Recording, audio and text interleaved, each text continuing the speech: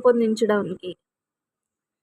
సామాజిక, ఆర్థిక, కుల గణాంకాలు ప్రకారం దేశంలో గ్రామీణ ప్రాంతాలలో మహిళలు ఇంటి పెద్దలుగా ఎక్కువ సంఖ్యలో ఉన్న రాష్ట్రం కేరళ. భారత రాజ్యాంగంలో ఏ ప్రకరణ లింగపర సమానత్వం హామీని ఇస్తుంది?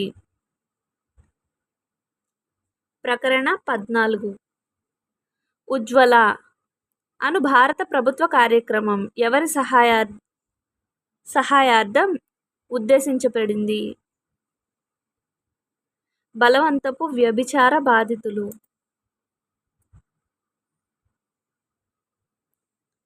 పనిచేసే ప్రదేశాల్లో మహిళలను వేధించకుండా ఉండడానికి సుప్రీంకోర్టు మార్గదర్శకత్వాలు ఇచ్చిన కేసు ఏది?